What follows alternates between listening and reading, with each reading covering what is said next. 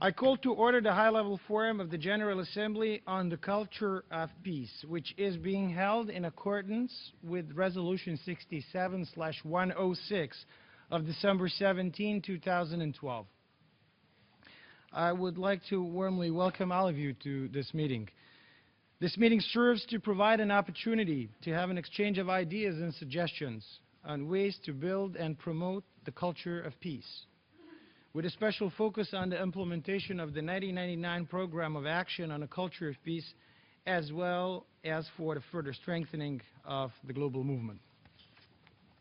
Your Holiness, Mr. Deputy Secretary General, respected ministers, dear guests, ladies and gentlemen.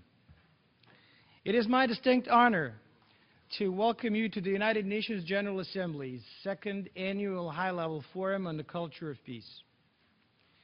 I feel humbled that my spiritual leader, His Holiness Patriarch Irinej of Serbia, has accepted the invitation to deliver a missive of peace to this distinguished house. His wise stewardship of the throne of Saint Sava is ensuring that our church continues to serve as a custodian of our identity in these trying times. Your Holiness, allow me to wish you mnoga ljeta. We look forward to hearing your remarks.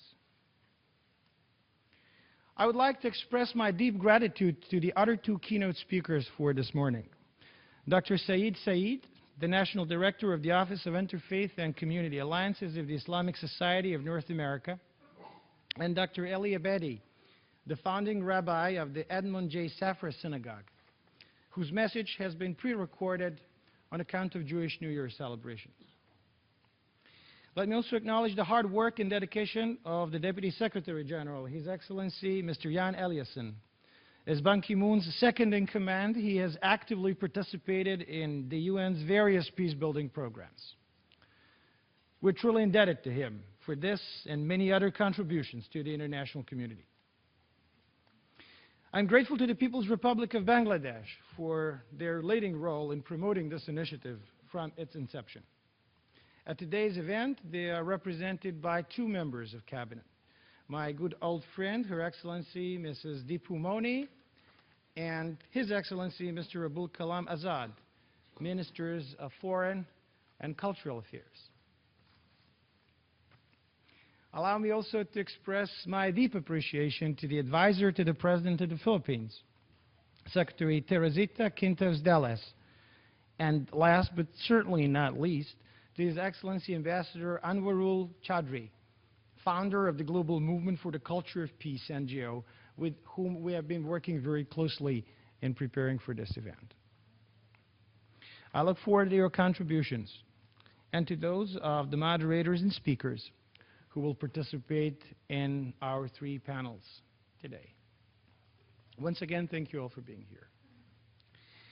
Excellencies, maintaining international peace and security is the first stated purpose of the United Nations.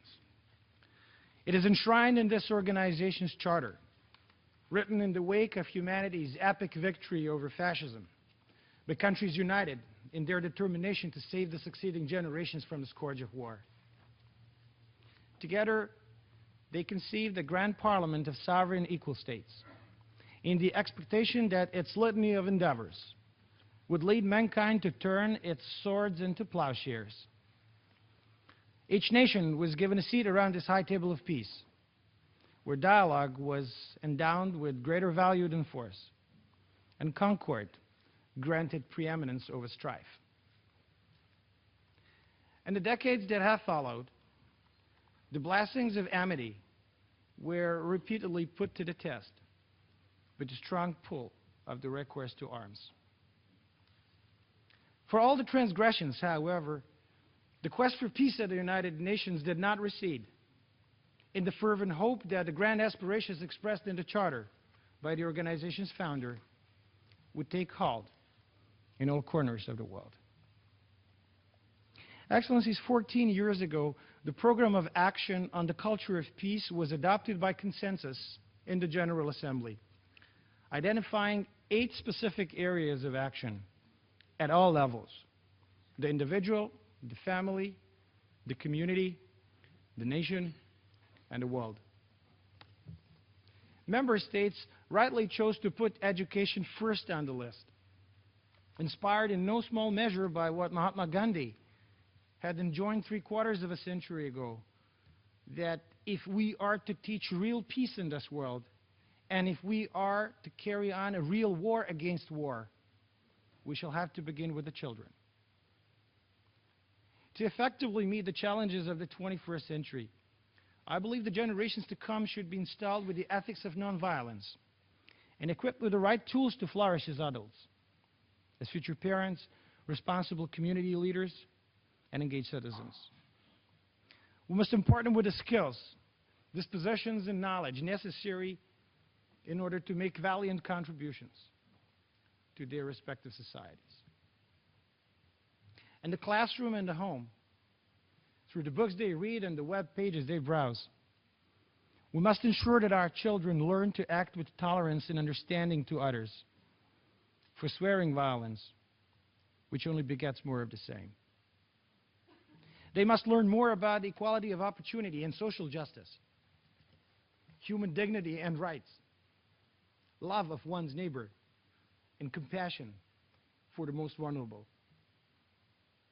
They must also learn that every religious tradition has its own authentic version of these noble teachings, worthy of profound respect.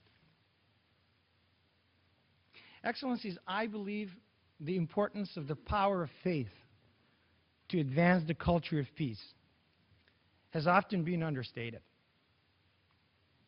We have repeatedly failed to employ it against the falselessness of those who misuse any holy scripture to advance nefarious goals.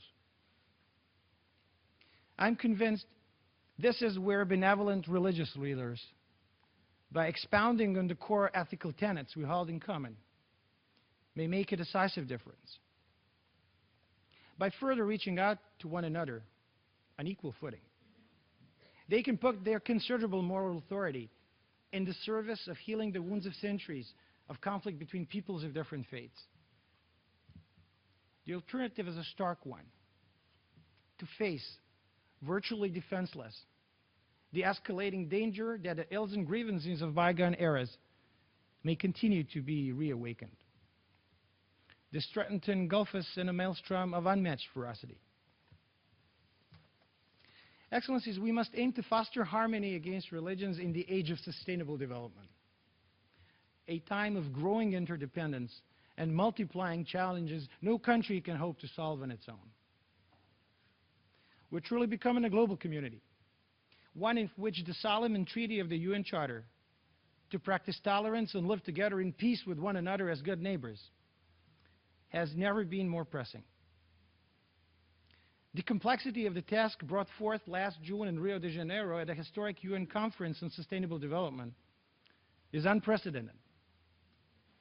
For the first time ever, world leaders agreed to comprehensively integrate the 3 dimensions of development: economic, social, and environmental, into a single, fully coherent, sustainable whole. Over the next 900 days, the General Assembly will need to formulate and adopt the Sustainable Development Goals, design options for financing them, and establish workable arrangements for monitoring their implementation. We must be ready to begin a universal transition to sustainability by 2015. We cannot afford to delay the start of a process that, once completed, will have fundamentally transformed the ways in which humanity conducts its affairs. The challenges of this enterprise are enormous, for it is perhaps the hardest and most complex diplomatic endeavor ever attempted in the United Nations. We must not squander the opportunity to set the world on a path to sustainable development, and so bring forth a powerful handmaiden to our efforts to spread the culture of peace to every corner of the globe.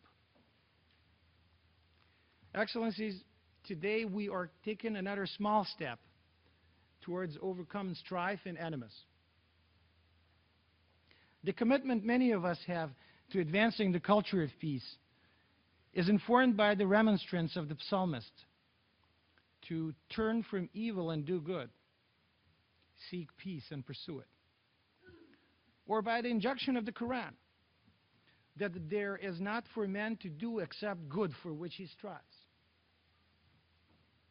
Holy books remind us that in creating mankind, God did not intend for us simply to be endowed with certain gifts and qualities. He created us in His image and called us to be completed in His likeness, so that we may humbly endeavor to come ever closer to Him, to become more ethical, more just, more self-controlled, but also more mindful of the eternal, the one thing necessary.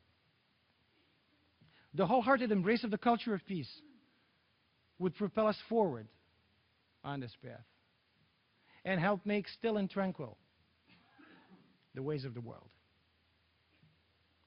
Excellencies, amongst all the leaders and statesmen ever to walk through the doors of the United Nations, few have been quite like Dag Hammarskjöld.